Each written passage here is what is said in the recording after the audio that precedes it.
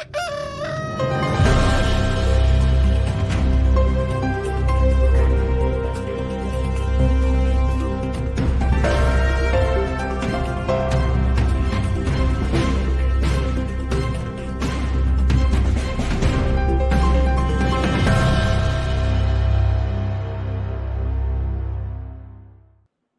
CHD. I'm Tony Lyons, president and publisher of Skyhorse Publishing. Welcome back to another show on censorship, big pharma, and public health. I'm here with Patrick Girondi. He's a spectacular writer, a businessman, and a warrior against big pharma corruption, and also the author of this incredible new book, Faded Genes. So, Patrick, let's just sort of step right in, and maybe you can just tell us a bit about yourself. Yeah, I'm from the south side of Chicago. I've got 13 brothers and sisters, all on the south side of Chicago for the most part. My grandparents immigrated from Italy in the 40s. I've lived in Italy actually since roughly 89. I was cemented into Italy because I have a son with a rare blood disease, and we were doing experimental medicine in the 90s when you really wanted to avoid doing transfusions. And since my son to live needs to transfuse every 20 to 25 days, we did something that made the transfusions for the moment postpone them. And so to do that, we originally were in San Francisco and Oakland, and it cost about $70,000 for 40 days in the hospital. And he needed to be hospitalized to do it because it was intravenous. So at that point, I said, well, okay, I don't want to transfuse. And back then in the 90s, AIDS, hepatitis C. So we moved to Italy basically forever. So tell us what you did when doctors said that your son would die before becoming a teenager. What were the steps that you took? How did you feel? And, how did you react to it? Yeah. I can look back at it now, and it's easier to talk about. Back then, of course, whenever that happens to anyone, it's kind of traumatic. I was lucky, though, that right away I ran into pubmed.gov, which I recommend to anyone and everyone.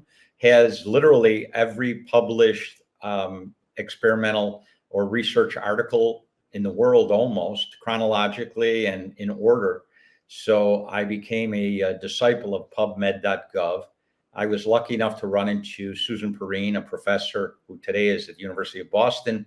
And she had a drug that stimulated fetal hemoglobin. And we kind of avoided transfusions for about 8 years. And in those 8 years, I just studied anything and everything I could get my hands on. I'm a high school dropout.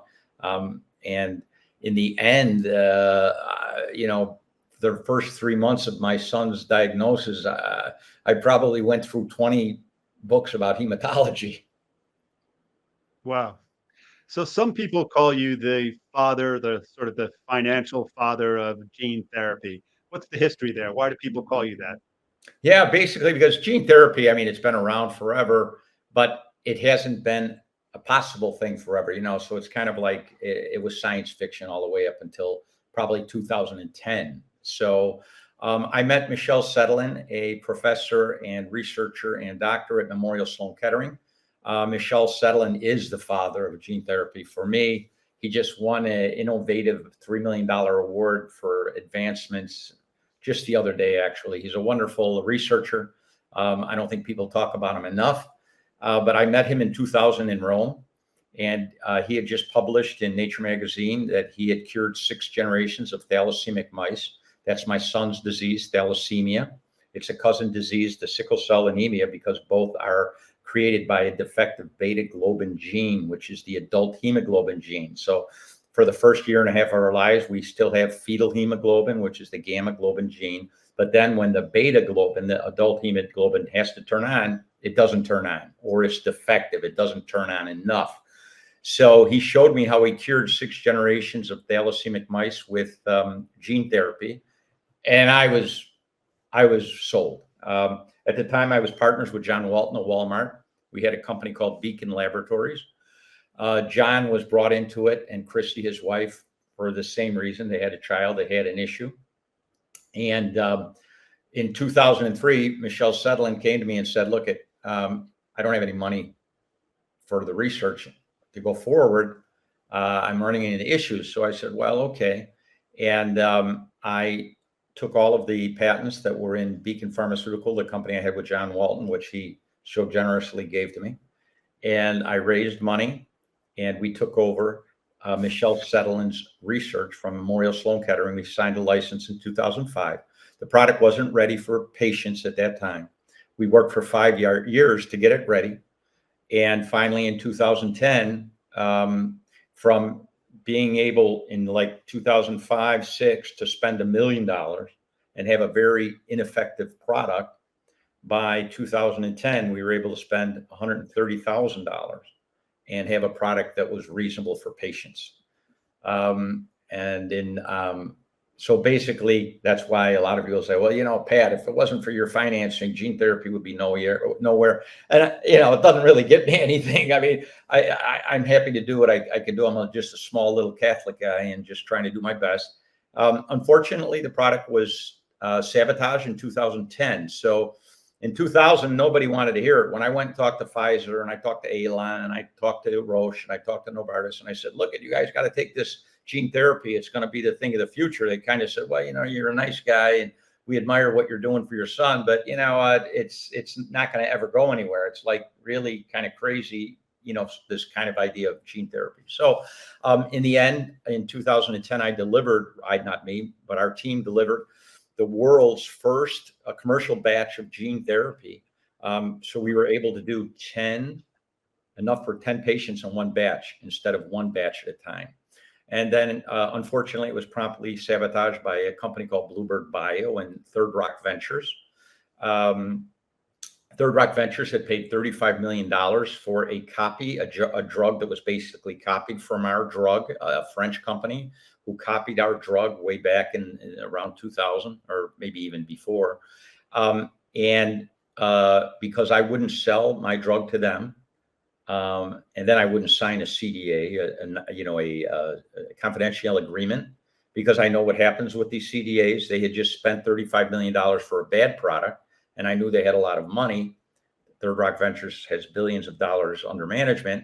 So when I refused to sign a CDA, which if there's any of you out here to do research, etc., don't sign them ever, because what literally happens is the big pharmaceutical companies, what they do is they sign a CDA with you, they steal all your property, and then they say, sue us.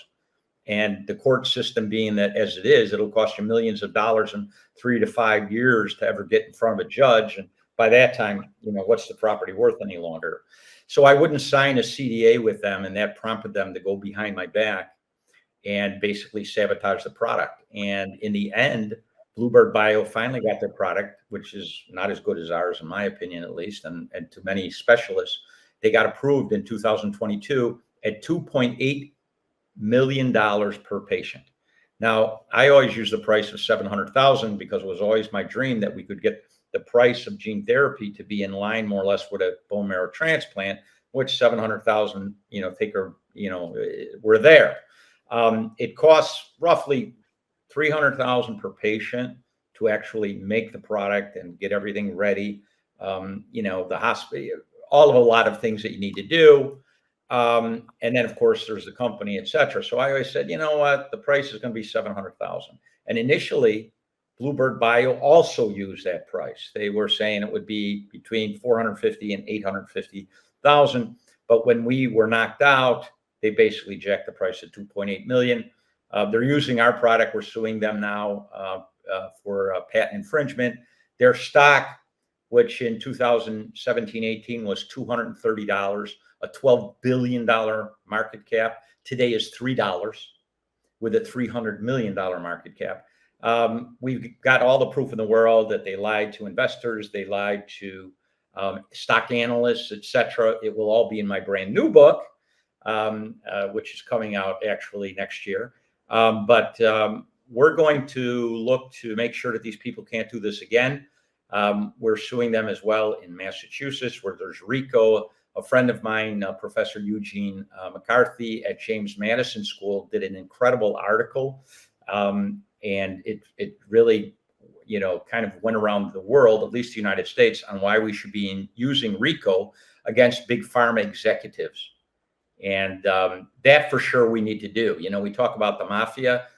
Personally, I know a little bit about it, to be quite honest, but, you know, at the height of the Mafia killing era, you know, they might have murdered 200 people a year. You know, Big Pharma's murdering 100,000 a year. And, you know, the last guy we know about, John Gotti, you know, he's making 10 million a year. I mean, these big pharma CEOs, there's nothing for those guys to make 20 million, 30 million, 40 million.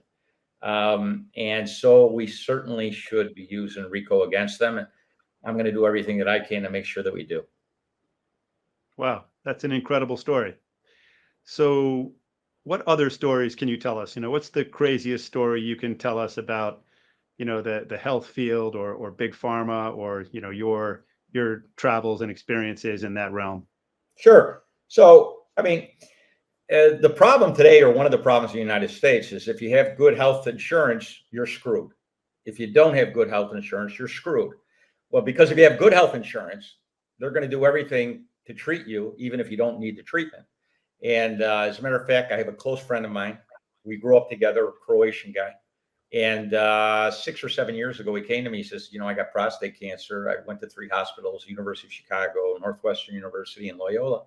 And they said, I'm really in trouble. And I've really got to, you know, I got to get chemotherapy and everything. And they're hoping they can save my life. And I said, well, oh, yeah. What happened, Carl? I mean, do you have any symptoms? No, I don't have any symptoms. Well, you don't look bad. I mean, what happened? He said, well, Tonji, another one of our friends growing up, Anthony Donato, he says he went to the doctor, and because they said you should get a checkup for your prostate once a year, and they found that he had cancer, and he talked me into going, and they found it on me. And I said, geez, Carl, that sounds a little kind of crazy, kind of suspicious. I mean, I don't know, buddy. You know, you're Croatian, you know, why don't you go to Croatia and get it checked out there? And sure enough, that's what he did. And they kind of said, well, we don't know what the doctors are looking at in the United States. You do have a kind of enlarged prostate. It could be because you eat too much salami, or maybe you're eating the wrong foods, but, you know, and here we are 7 years later. He didn't do anything. He didn't follow the 3 universities' advice. And the problem is with all of this stuff, and it's not just prostate cancer. We saw it with C-sections. You know, I think it was in the 90s when the C-sections were really hot because it cost like an extra $5,000 per patient. So they did all of these C-sections that eventually they admitted they shouldn't have done. And it's the same thing with prostate cancer. So you could have the best, nicest doctor in the world, but he has to follow a protocol. And if the protocol says if you've got an enlarged prostate, you know, just to be careful, you know, you got to do some chemo, you got to do some radiation, you got to take these pills, you got to do all of this stuff, because if you do that and you get sued, whether the guy dies or doesn't die, it doesn't matter. You won't have any trouble. But if you tell the guy, look, you know, I think you should hold off. I don't really think you have prostate cancer. I think it's just enlarged prostate. And the guy ends up dying in a car accident or ends up dying somehow, some way. The family and the attorneys, of course, will have a way to come after you and say you didn't follow the protocol and get you. Hey, Pat, what is the Orphan Dream? What's that all about? That's the name of your music group and also the name of your nonprofit. You know, where did that come from? What does it mean to you? Yeah, so my son's disease is an orphan disease, you know, and they called them orphan in the beginning because they said because there's so few people with the disease, the pharmaceutical companies don't want to invest in them. And so they called them orphans. And so when I started out on my venture, you know, they told me in 92 my kid wouldn't make it to be 14 years old. And I was doing everything I could. When I was a kid, I sang the first Noel for my school. I screwed around in a couple of garage bands. I played a harmonica a little bit. I sing, you know, and I started singing and writing songs, you know, to fight the pain and the anguish that I had inside of my heart. And then a cousin of mine, he owned a little label, and we started recording what I was doing. And before you know it, I had 6 albums. A couple of them are used in films in Italy and in the United States at Asner Film. And all of the guys, I've played with people like Coco Taylor and who else? I mean, a lot of the Italian guys, Renzo Arbore with Bocelli, I was up on in the same benefit with him, etc.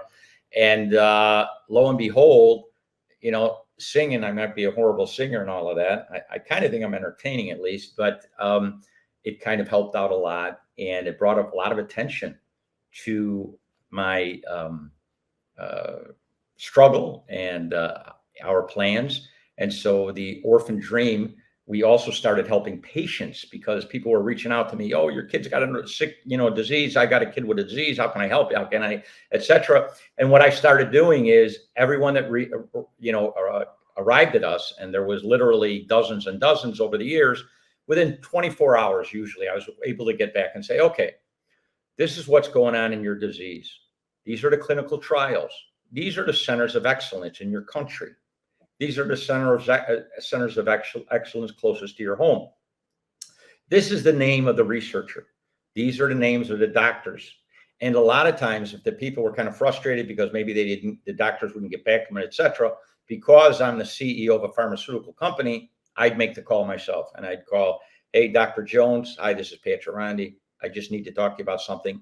And usually when they saw that the CEO of a pharmaceutical company was calling them, they responded right away. And we had a wonderful thing. We had a woman, was kind of, I guess, sometime around 2011 or 13 or 12. And her son had G6PD, which is a very rare genetic disease. And they usually don't make it out, 2 or 3 years, they're dead. And she got me she was actually in Romania. She got me everything that she had. I had it translated actually to Italian for a Dr. Lucio Luzzatto, was like one of the only specialists in the world in G6PD at Gaslini in Genova. And within 2 weeks, we were able to tell her, look, it's a misdiagnosis. We've helped people in South Africa to get a pill in China, which is stronger than morphine, and they were to be able to die in a little bit of peace. And that's what the Orphan Dream Band is. And that's what the Orphan Dream Foundation does. And it all came from when my son Rocco was diagnosed with an orphan disease. And I call her, I'm a Catholic, and I was taught by my wonderful mother that you help whoever you can, whenever you can. And we're all brothers and sisters. And boy, I've got, so many patients because of the sickle cell disease in Africa and India with the thalassemia and Greece and you name it. And they're all my brothers and sisters. And that's what the Orphan Dream is about, helping people with orphan disease. Wow. So you started out on this path to cure your son from this rare disease called thalassemia, sickle cell disease. You started your own pharmaceutical company to help your son. And then you learned so much about corruption, and then you learned about all of these people who weren't getting the kinds of treatments that they wanted or that they really needed. So you've been fighting for all of them too. But, so how did this wind you up in legal troubles? I mean, how did you get embroiled in the court system? Tell us that story. How did it start? Where did it go? And what's the current status of it? Sure. So in 2010, we delivered, the world's first commercial batch. I was euphoric. We were going to be in patients in 2011, the latest. And then all of a sudden, Bluebird Bio and Third Rock Ventures got involved, and they sabotaged everything. I, at first, was interested maybe even doing business with them. I said, look, you got a crap product. So if you promise to use my product and you want to talk about doing a joint venture, we'll do that. I'm not about money. This is not about money. This is about getting my product to the kids and to the people. And I guess they snickered or sneered. To make a long story short, 2011, I agreed to return the product to Memorial Sloan Kettering, which is where it was invented, a wonderful center, Memorial Sloan Kettering. And in 2015, I noticed that Bluebird Bio was flying ahead. They were 5 years behind us, and now they were neck and neck with us, but I didn't have control of the product. Memorial Sloan Kettering did. So I went back to Memorial Sloan Kettering and I said, give it back to me. I don't know what's going on, but we're losing, a lot of time, and the Bluebird product is kind of not a good product. So just return it to me. And Memorial Sloan Kettering didn't see it that way. And I took him to court. I asked Judge Allison Nathan at Southern District in New York. I said, Judge, make him get back to me. I got a sick kid. He's getting older. We're losing time. And she was very nice. And she said, you know what? You didn't put it in the contract that they had to give it back because I can't do that. But she said, in her own way, there's something else going on, and I kind of thought that there was something else going on. I'm not the sharpest knife in the drawer, but it seemed that way. So we actually took them to court. And in 2017, we got discovery against Bluebird Bio and Memorial Sloan Kettering. And we basically discovered that Bluebird Bio, not only did they lie to their analysts, not only did they lie to all their investors, not only did they raise about $3.5 billion lying about everything to get it, which is why they're trading $3 today, by the way. We see the discovery that they sabotaged my product and they stole it. Now they're using my patents as well. So I ended up in court, and it settled out of court, as 95% of these things do. It cost me, the company, in the end, 6 years of court, basically, $11 million. I mean, who can afford $11 million? I couldn't. Thank God I had an attorney, Ken Sussman, who was letting me put everything on the back end, who got most of the 11, thank God, and he deserves every penny of it. But in the long run, the system is so bogged down and so corrupt that if you don't have a political agenda behind you, it could take you anywhere. It could take you 3 to 8 years to get your case in front of a judge. So we settled out of court, and I said, look, just give me enough money. When they said, what will it take to get you to go away? I said, just give me enough to get back into patients, please. I want to get back into clinical trials. We had a clinical trial. We treated 3 patients on the protocol. The patients are doing good. I just want to get back in. And they said, how much will it take? I said, X amount of dollars. It's confidential. And they said, done. We'll do it. Had I asked for 10 or 20 more, I'd have got that too. But whatever. Now, unfortunately, it's all bogged down again. There is either a misunderstanding, misconception, lying going on. I don't know. We're back in court again because the agreement, they violated it. So when it was time to return the product to me, they refused to give me the product with all the experiments that they did with the product. Well, wait a minute, stop. I'm going to go to the FDA and say, I'm going to open up, the clinical trial, which is open, or I'm going to start recruiting again, but I'm not going to give you every single, piece of data. I mean, that's insanity. We're sticking billions of live organisms into people. Bluebird Bio has had problem with leukemia. They've had problem with myelodysplastic syndrome. How can't you give me everything? But they said, no, we don't see it the way you see it. Take us to court. So I'm back in court again. It's insanity. In the meantime, Bluebird gets approved in August of 2022 at $2.8 million. First, they said they were going to charge between $450,000 and $850,000 back in 2013. But with us out of the way, $2.8 million. But now the problem is that who can afford it? The insurance companies are balking. The federal government's going to balk. This is insanity. What good does it do to have a cure that nobody can afford? So CRISPR just got approved in the UK. It's a product. They do gene editing. We do gene replacement. We've been in patients a lot longer than CRISPR. I hope CRISPR works. I think it's great. But, CRISPR 8 months ago, 10 months ago, they said, we're going to charge more or less what Bluebird does. And I got a hold of the CEO and I kind of said, what are you doing here? You can't do that. And I wrote a couple emails, and then it was picked up in some journal somewhere. And they said, okay, we're not going to charge what Bluebird charged. We're going to come down. It'll be closer to $2 million. What are you doing? I mean, who can afford $2 million? So that's what's going on with me. And we're all about accessibility, and the patients it'll never be accessible if they can't afford it. So they're charging $2 million to treat each patient? One patient. One patient. Yeah, I hope that CRISPR, Vertex, who owns them basically, is watching this. And, they all say, oh, that's Girondi. He's like, really? It's funny. I go through some of the emails between the CEOs, between the big pharma CEOs. Yeah, Girondi, he's off the reservation. Crazy Girondi. They've got all of these ways to talk about me. And that's okay. I don't mind. I was, brought up in that time when we said sticks and stones will break my bones and names will never hurt me. So you can call me Big Nose, you can call me Dago, you can call me Wop, Guinea. I mean, all of the names you want to call it, that doesn't really bother me, and that's okay.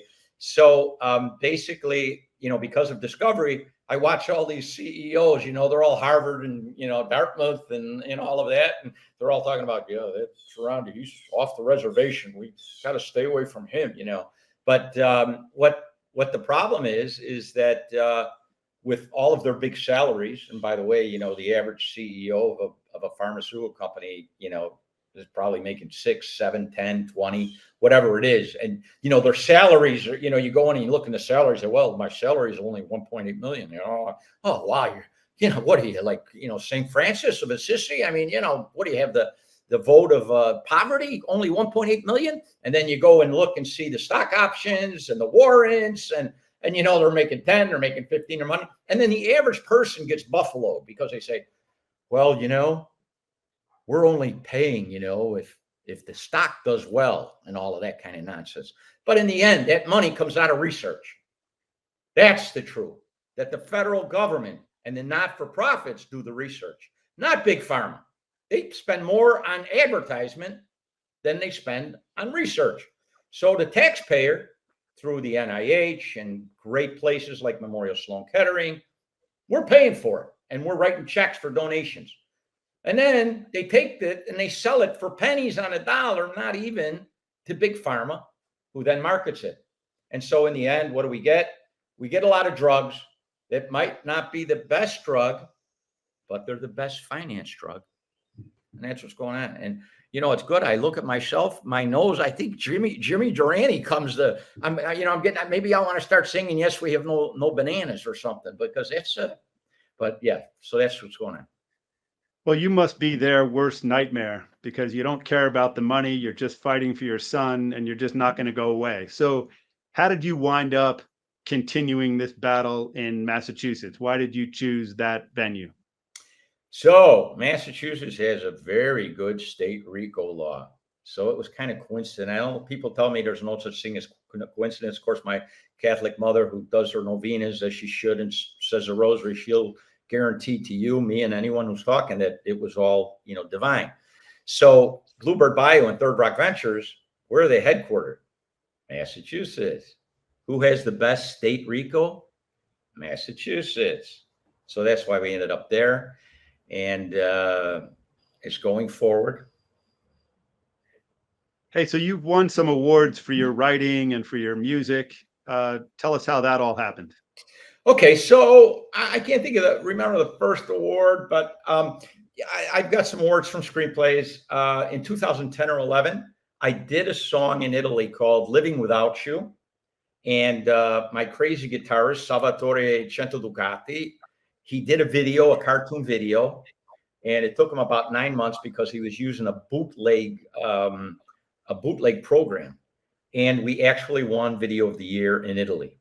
And it was great because the bootleg, I said, wow, Salvatore, we won. It was in Perugia. I said, I'm going to call the company. I forget the name of the company because the bootleg video, the software was like 40 grand. So I call up the company and I says, hey, we won with your thing. I says, you can, why don't you give us a free copy of your software, because we're used a bootleg copy, and we won. I'll let you use the video. And they said, we're using your video anyway, and you're lucky we don't arrest you. So they used my video on their, I forget the name of the company. And then recently, Ed Asner, we all know, died. And I think it's called Unedited. And they're using Non Ci Sei, one of our Italian songs. And I was Pugliese of the Year. And I won some awards for the books, but I can't remember them all. PatrickGirondi.com, if anybody's real interested. It's kind of boring stuff to me, to be quite honest. And I always say it, we're, 7.5 billion people, 7.5 billion writers, 7.5 billion singers and whatever. But yeah, so I've been fortunate and have won whatever that means, a couple of awards. Sorry. So you've been working really hard at all of these things. When are you going to get back? When are they going to let you get back to to really treating patients? We're going to be in patients in 2024.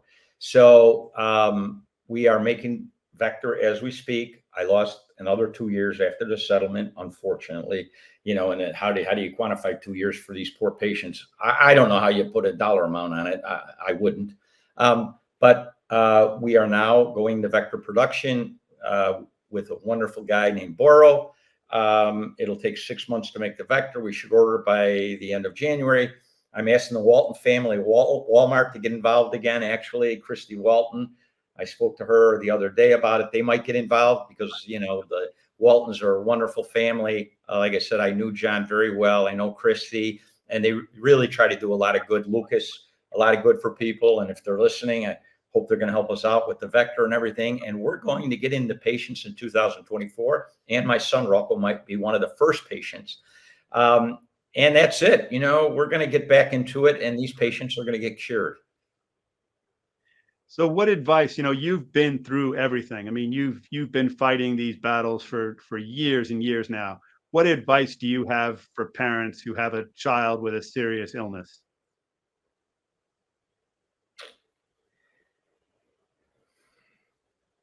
Well, I hate to sound generic. It is all about love. And I had a guy who became my close friend. He got a hold of me maybe 2008 or 9 when his kids were diagnosed with Batten's. And him and his wife, Jen and Tracy, just wonderful people. And I'm not sure how they did it. They did it. They started Noah's Hope, and they've done a lot of good. And in 2016, they called me on the phone, and they said, "Please, are you in Chicago? Come and talk to us." I said, "Sure." Their son had died, I believe, in June of 16. And I went to their home, and they said, "We know you're going to be doing your concerts in Italy." And they gave me a Versace jacket. They said, "Please wear this jacket and sing for Noah." And 3 years later, they text me, and now you can sing for our daughter. There's no easy way. In the end, we're all going to be together anyway. First of all, I'd like to remind everybody of that. And I had to confront that with my son, and to keep going on and on and on. I had to force myself to go to my own son's funeral in my mind, because I have 2 other sons, and you have to be prepared for everything. So first of all, put a smile on your heart. And I know it's not easy. And then reach down inside for that imagination, for that creativity, because the only thing, orthodox medicine and science is very limited. And the only way you're going to be able to help your son or your daughter is with your own personal creativity. And PubMed.gov is your Bible. And Patrick Girondi is your friend.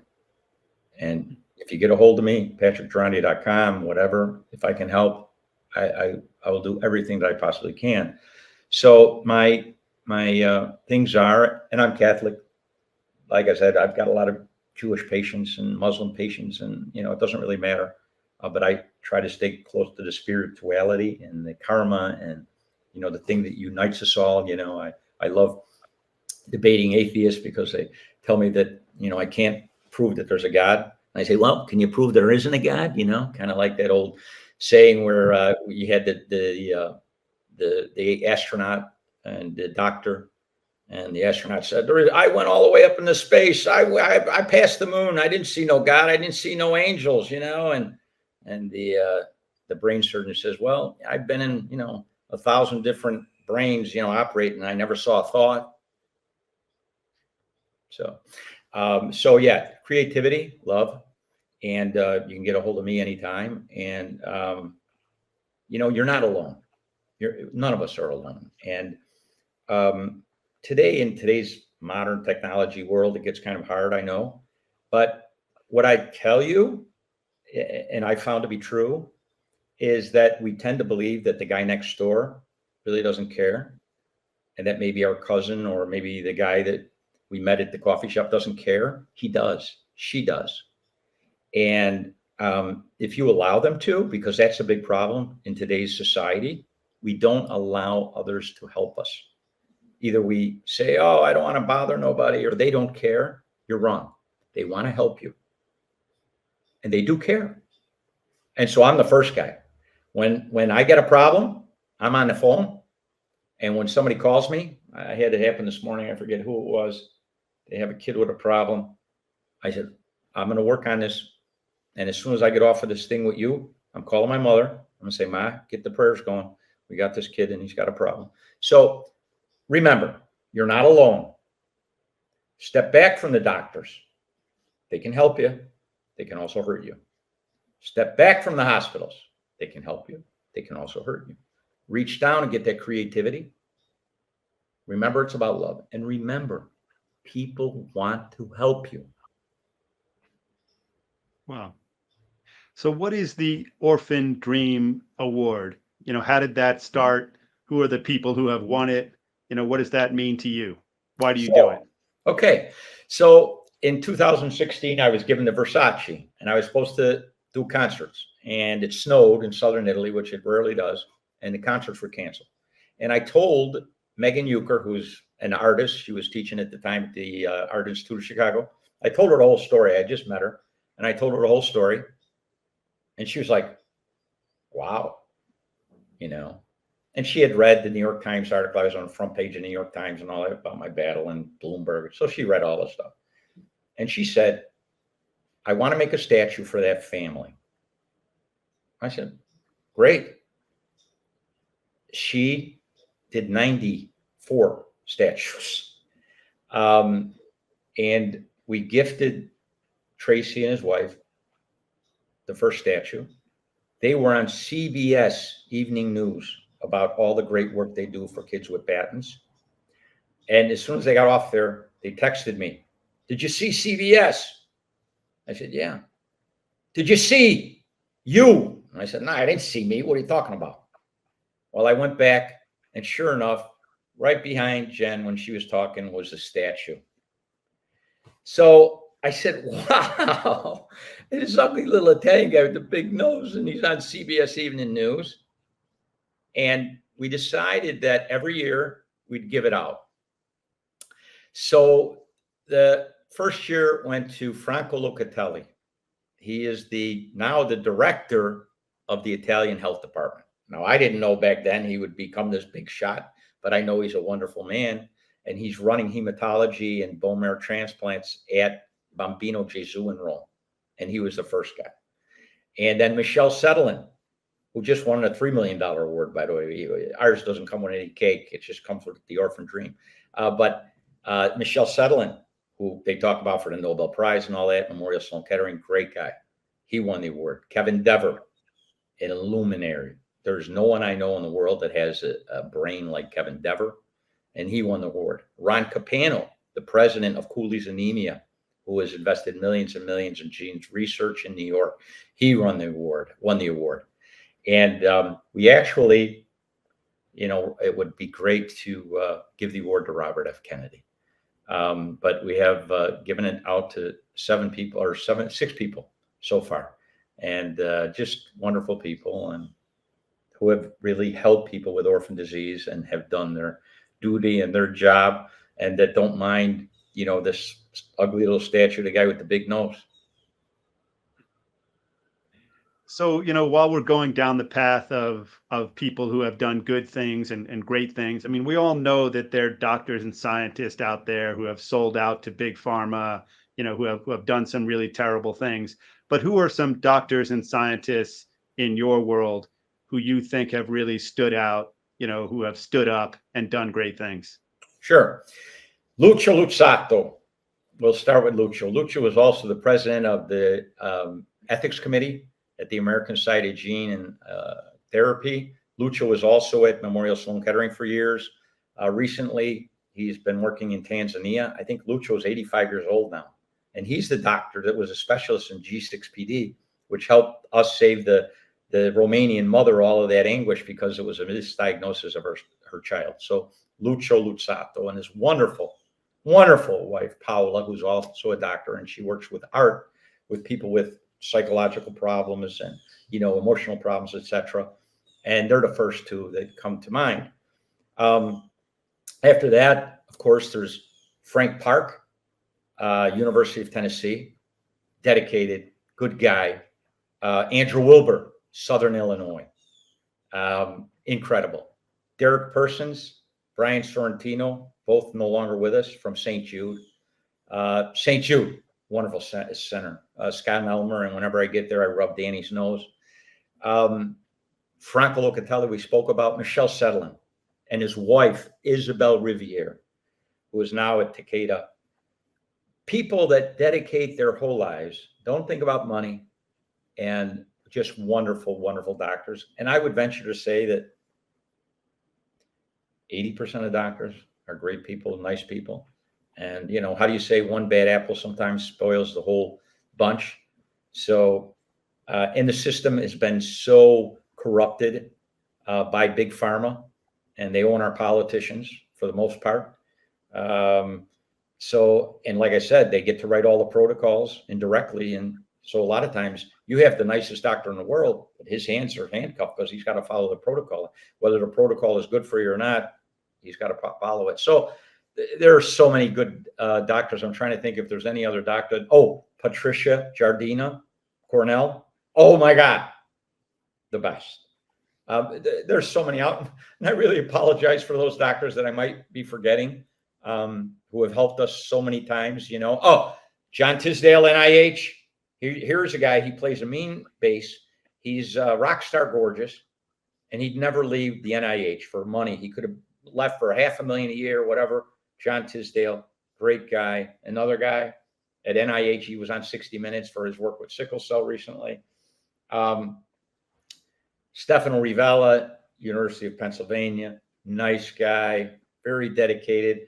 And again, there's so many of them because I probably know 200 doctors, and I apologize to any of them if they don't come to mind. But I'm not used to being on these interviews like this necessarily, and I'm kind of not a little nervous, but I want to say the right thing, and I don't want to swear, so I apologize if I forgot somebody. Yeah, that's great. I mean, we hear all the stories about the bad people, and it's nice to hear about some of the really good people. But what has this whole journey taught you about the research world? And we've heard about all the problems. What do you think we can do to fix it? To amplify these good people who you mentioned, and to put good controls on the people who are just doing things for money and hurting people to make more money. Okay, I mean, that's an interesting question and a mouthful. First of all, I do believe that the biggest problem we have is the people that are running the institutions. So the big pharma CEOs, for most part, are a big problem. And the United States and New Zealand are the only two countries in the world which have direct advertising to patients, which I think is a mistake. But the difference between New Zealand and the United States is that in New Zealand, the government controls the prices of the drugs. So it's a little different. So I would say we need to get control of the prices. And the price needs to be, you have to say, how much does this pill cost to make? And this is a reasonable price for it. It costs $2 to make. You can't charge more than $10 or whatever it is. But we need to get those prices for pharmaceutical and everybody will scream, oh, if you do that, you're going to kill everything. And it's all BS. I live in Italy. Italy has, in my opinion, the best healthcare system in the world that I've seen. You break your leg, they don't ask you for a credit card. They don't ask you for anything. You go and get your leg fixed. There's some good hospitals. There's some bad hospitals like anywhere in the world. But at least the least common denominator, or the poorest guy, whatever you want to call it, he's got healthcare, and they do it. And we got to do the same thing eventually in the United States, in my opinion. And I probably hear a lot of my friends even scream, you were a stockbroker. You made a lot of money on the stock market, and now you're being a socialist. And I don't care. I mean, so I think that we need to rein in all of these people. Trump wanted to do it initially. Bush said he was going to do it. Obama said he was going to do it. Everybody says they're going to do it. And then they want to run for re-election, and they look at who's donating, so they stop doing it. But we need to get the prices under control. We need to stop having all of the direct marketing to patients. And we need to raise the good people, like all the people who have won the Orphan Dream Award. And 90% of these doctors and researchers, et cetera, are all wonderful people, but they're managed and eventually cowered down under the 10% of people who are only interested in making more money. And we've got to switch the roles, you know? I mean, the government's been trying to do it since probably actively the 1850s. You know, in the 1850s, we had the guy going town to town selling snake oil, you know, and the government said, hey, you can't sell snake oil. And, you know, slowly but surely, the government has been trying to do the right thing, and they enact, you know, wonderful things like the Orphan Drug Act of 1983 was a wonderful thing, and now everybody's taking advantage of it the wrong way. But the government's got to get involved somehow, some way as well. We got to use RICO against these mobsters who are killing all of these patients. And I'm sorry if I'm ranting on. I don't know if I'm directly answering your question, but it's kind of a big question.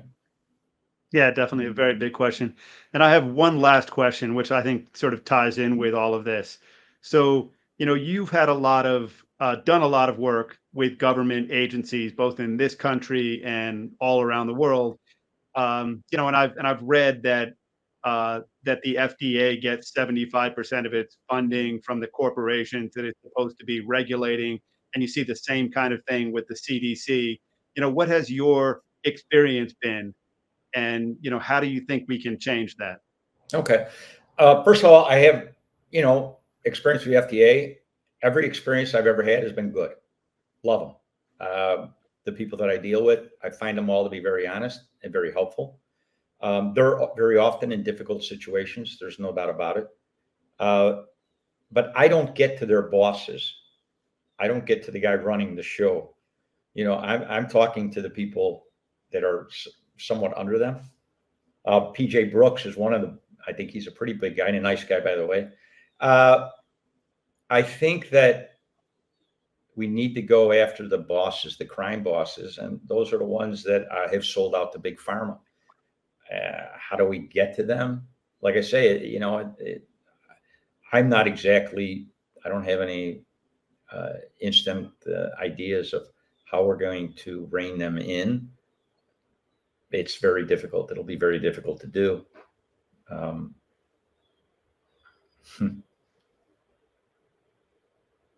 Yeah.